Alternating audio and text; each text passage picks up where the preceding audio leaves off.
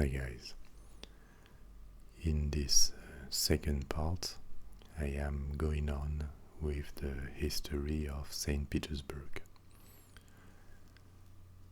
You remember that in the first part I told you about the will of Peter the Great, the new Tsar of Russia at the end of the 17th century, to westernize, to modernize his country, connect it with the rest of the world by securing an access to the sea, and also fight against the traditions, the conservatism of the church and the nobility in Russia.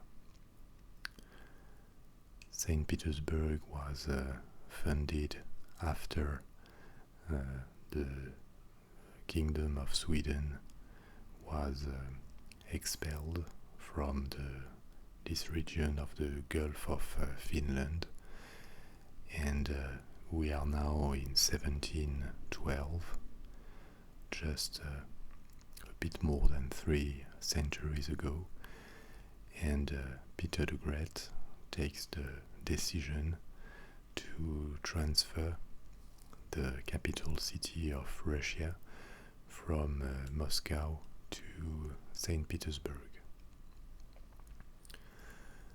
With the exception of a few years, St. Petersburg will remain the capital of the country until the revolution in 1917.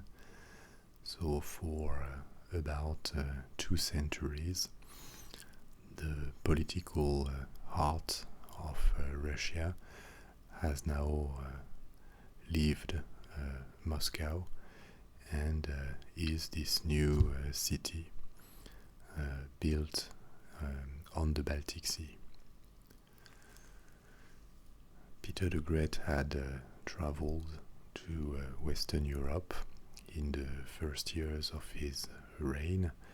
He had visited in particular the Netherlands, Great Britain and Austria, and the cities that he had seen would be like the models of his new project.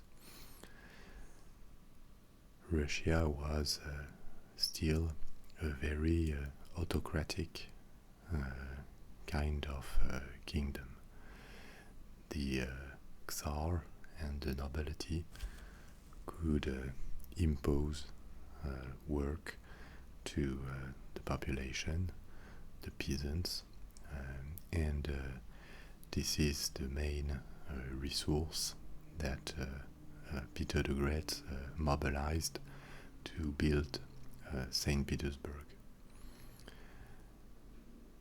Tens of thousands of serfs were brought to the region, and during the next 20 years, a very high part of the resources of Russia would be allocated to the development of the city.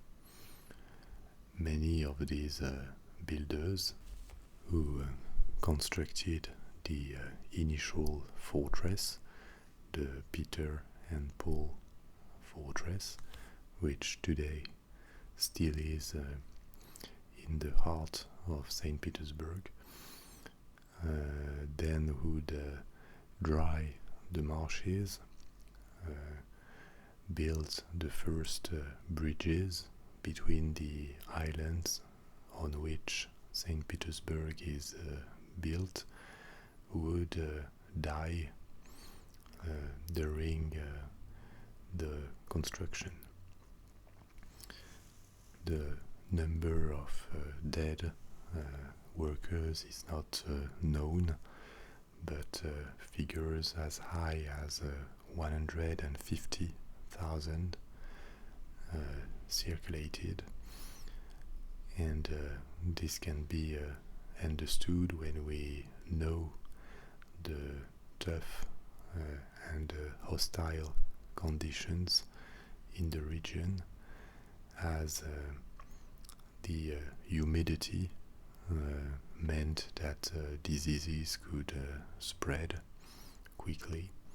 Many of the workers died from dysentery, for example, and the climate was not helping either, with temperatures that can drop as low as minus 15 or minus 20 degrees Celsius during the winter.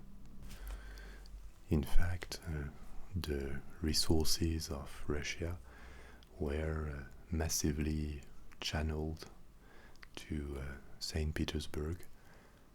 Just one example of that is that in 1714 it was forbidden to build anything in stone in the rest of the country, just to preserve the necessary quantity of stone to erect the buildings of the new capital city. Another example of the very autocratic way in which St. Petersburg was developed is the obligation for noble families to move to St. Petersburg in order to populate the city. In 1714, only 8 years after the decision was taken to transform it in a new large city, already 50,000 homes were occupied in this new city. In fact, you see that St. Petersburg could not have existed or grown so fast, at least, without the autocracy in Russia. This is something distinctive in the history of Russia, not only in the 18th century or before. I think the communist experience, or even maybe Russia today, illustrate the way Russia is advancing and developing. It is often a powerful and authoritarian government or power that impulses things in a country where individual initiative is apparently less obvious than in the Western world. There are advantages to it when it comes to create a city like St. Petersburg from scratch, or when it comes to mobilize the whole country, like during the wars. But it also means that the civil society looks underdeveloped in comparison with the West in general. And this may explain the difficulty of Russia to adopt a Western-like kind of democratic regime. The political and maybe even social culture is different from the US or Western Europe. There is a difficulty in accepting pluralism and initiatives that come from the civil society. But I'm going to try to avoid too many digressions this time. Otherwise, we will never be done with this story. So, we are now at the end of the reign of Peter I. He died in 1725, and his wife, under the name of Catherine I, would reign for a couple of years, continuing his work before this initial impulse vanishes with new sovereigns, at least for a short period of time, during which the capital city returns to Moscow. But from the years 1730s until the end of the 18th century, Russia would be ruled by several empresses during most of the time, and in particular three important figures. The first is the Empress Anna the First, who reinstalls the capital city in St. Petersburg and continues the development of the city, tracing many of the axes and avenues around which the city is structured today. So in the years 1730s and 40s, St. Petersburg begins to look as we know it today. And the two other important empresses of the 18th century are Elizabeth and Catherine II. Elizabeth the First, who is the daughter of Peter I, really started to turn St. Petersburg into a magnificent city. She built the two most famous palaces of St. Petersburg, the Winter Palace, which is at the heart of the city and would remain the main residence of the Imperial family until the Revolution, and the Summer Palace in a village that was called Tsarskoye Selo. It is now called Pushkin, which was a more pleasant location during the summer season. The development of St. Petersburg in the 18th century is strongly influenced by foreign architects, and in particular coming from Italy. The most important one is probably Rastrelli. These architects were building in the Baroque and Rococo styles, if you watched the video I made about the styles of furniture in the 18th century, this corresponds to this Baroque period of the middle of the 18th century. And this is another very distinctive characteristic of St. Petersburg. The city is really a Western city.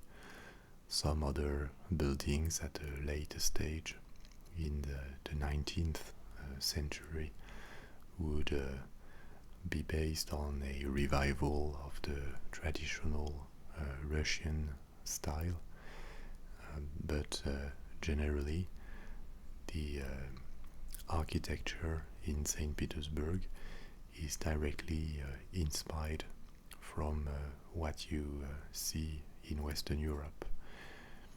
But because the city was built from scratch and planified, the perspectives, the alignments of buildings give it a very particular aspect, and one that I find personally extremely beautiful. The absence of Russian culture or Russianity, if you want, also concerned the Imperial family. That looks extremely strange to us, but the sovereigns of Russia until the revolution lived extremely cut from the country they ruled, and maybe this explains part of the problems that Russia would face in the 19th and 20th century until the revolution. The taste and the architecture that were promoted by the nobility and the rulers of Russia was extremely Western in its style. The Imperial family until the revolution spoke French and not Russian. The decoration and the persons that were gravitating around the court in St. Petersburg were extremely cosmopolitan. Many Germans, many English, many French people, and there are few examples in history of rulers that are culturally so far from the country they administrate, because obviously it was possible to discourage traditions and to build a modern capital, but this was not changing as fast the reality of Russia. And given the huge distances, given the weight of traditions in this country, maybe also given the anger of the clergy and parts of the nobility in front of these changes, the city of St. Petersburg was never fully accepted and embraced as a legitimate capital city. This also could explain why almost naturally, when the communists took power after the revolution, the capital that was strongly associated with the Tsars and the Imperial regime was abandoned and installed again in Moscow. Maybe the most impressive or fascinating sovereign of Russia during this period of the 18th century is Catherine II. Together with Peter I, she is a remarkable sovereign that really shaped her country. She was actually not of Russian origin. She was a German princess who had been married to the Prince of Russia, and during her very long reign she emerged as a modernizer of the country. She continued its impressive expansion, and she was also one of the prominent personifications of what was called the enlightened despots. The enlightened despots in the 18th centuries were kings or queens, in her case, that were opened to new ideas, to a taste for modernity, to philosophy. In fact, they liked this image that Plato in Greece, in ancient Greece, had advocated, the ideal of the philosopher king who would at the same time have authority and a great wisdom. And so they believed in progress, they believed in education, they believed that science and a general enlightenment would make the world better, and they particularly enjoyed writing to and listening to philosophers.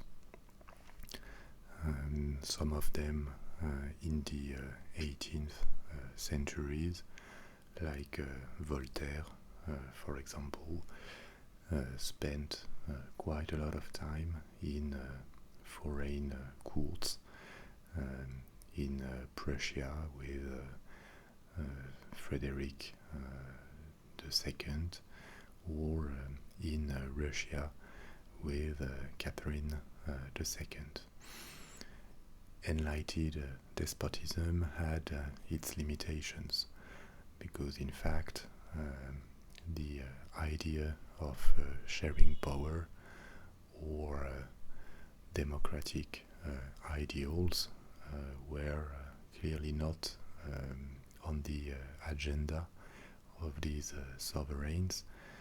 And in fact, when the French Revolution started, all of them would condemn it and see it as a threat to order and social stability. It is also obvious that the philosophers that were really criticizing the social order and the inequalities, a philosopher like Rousseau, for example, Jean-Jacques Rousseau, were not appreciated at all for the subversive ideas that they were propagating. Catherine II also left a very important trace in St. Petersburg.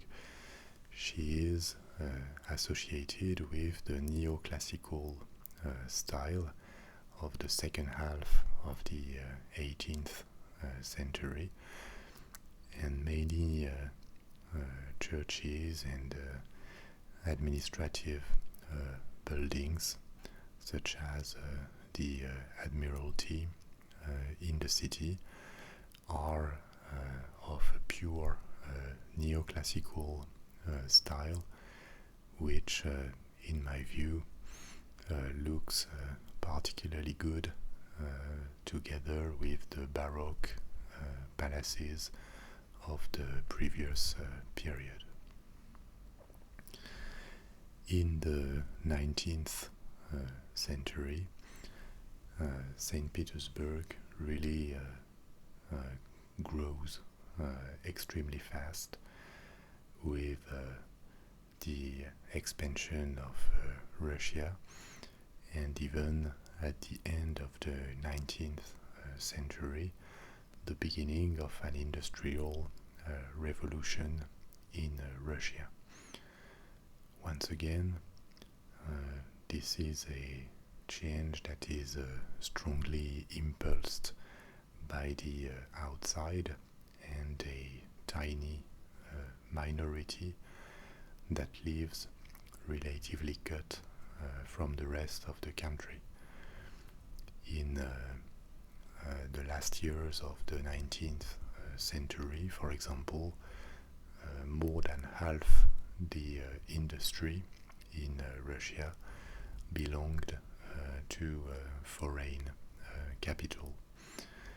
But in this context, St. Petersburg is a quite brilliant capital in Europe, not only politically but also culturally. The 19th century is a period when the arts and maybe even more the literature flourishes in Russia, and in particular in St. Petersburg, with geniuses, that's the right word, like Tolstoy, like Pushkin, like Tchaikovsky for the music, and the cultural life in St. Petersburg is extremely brilliant. The main theater or opera, the Mariinsky theater, is very renowned. The school of ballet in Russia is said to be one of the best in the world, and if a traveler in the 19th century would have limited his visit to Russia, to St. Petersburg, he would have had an image of modernity and development of the country. Politically too, St. Petersburg is an important capital of the 19th century, because after the fall of Napoleon and the Congress of Vienna in 1815, that reshapes the frontiers of Europe, Russia is one of the main powers at the table of negotiations, and the dream that Peter I had made 1 century before to turn Russia into a relevant power is accomplished. Russia with Austria, with Prussia, that would bit by bit transform into Germany, with of course Great Britain and France, is one of these powers that play a determining role on the European political scene of the 19th century. The city continues to change, and as it is now well connected to what happens in the rest of Europe, all the architectural styles that would flourish in this century are represented in St. Petersburg. This goes from the Egyptian style. I talked a bit about that in the video about Egyptomania, to the renewal of old styles. And here a good example of that is the Church of the Savior on Blood, which was built in a neo-medieval Russian architecture, even though it's a church of the 19th century, just where Tsar Alexander II had been assassinated by an opponent. However, even though St. Petersburg was a modern and fastly growing city at the end of the 19th century, there was also a lot of political unrest in the city. And the underlying reason to it was that the development of Russia remained very unbalanced, with many regions still cut from industrial development, and the inequalities were incredibly important. But more precisely in St. Petersburg, because the city had industrialized quickly, and a very numerous working class was now living in the city. Many European cities in the second half of the 19th century and the first decade of the 20th were facing this kind of social problems and unrest, given the very poor quality of life and income of the working class. This is a moment when the socialist movement appears and grows in various European countries, and in Russia as well. There was a powerful and illegal opposition of socialists who wanted to undo the existing order. Marxism was popular in certain intellectual classes of the society, and in a country like Russia that remained more autocratic than the democracies of Western Europe, the opponents were persecuted by the police. Many of them had to leave the country, and that would be the case of Lenin, for example, who returned to Russia when the revolution started.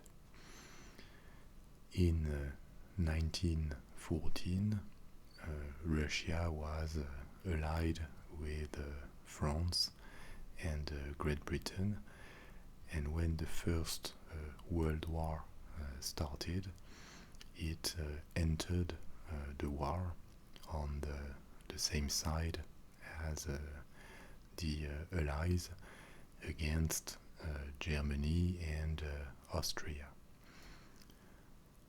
The war proved disastrous for Russia. The Germans won various battles, and the Tsarist regime that was already attacked internally and faced with a strong political opposition. There had already been in 1905 a very bloody revolt in St. Petersburg that had been harshly repressed. The Tsarist regime fell after 3 years of war in 1917, and began in Russia a period of troubles that would last until the 1920s, with a first revolution and a second one when the Bolsheviks, with a Marxist ideology and politically organized by Lenin and Trotsky, would finally take power and beat, after a civil war, the rest of the supporters of the Tsarist regime. The revolution and the transition to communism had a massive impact on St. Petersburg. Before the revolution, the population had reached 2 million inhabitants, and it was divided by 3 in a few years due to the civil war and the epuration of the nobility by the new regime. After the death of Lenin in 1924, the capital was moved back to Moscow, and St. Petersburg, which for a few years had been named Petrograd, as St. Petersburg sounded too German, and the country was at war with Germany, was renamed again Leningrad, and this is the name under which the city was known in the 20th century.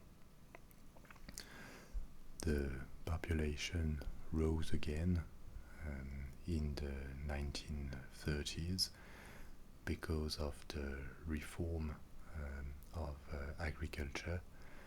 There was a strong emigration towards urban centers in Soviet Russia, and the population reached almost 3 million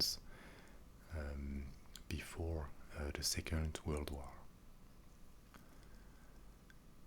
The Second World War would be another extremely tough episode for Leningrad, because during several years the city was located just on the north part of the Eastern Front between Nazi Germany and the Soviet Union, and the city was sieged during several years without ever surrounding, but more than 1.2 million civilians died during the siege, and Leningrad would be one of the symbols of the Soviet resistance to the invaders. The city was rebuilt and revived after the Second World War. It continued to grow and remains today the second biggest city of Russia by the population and in economic terms, but the political power that St. Petersburg once had and represented has now returned to Moscow. Even though a certain rivalry remains between Moscow and St. Petersburg,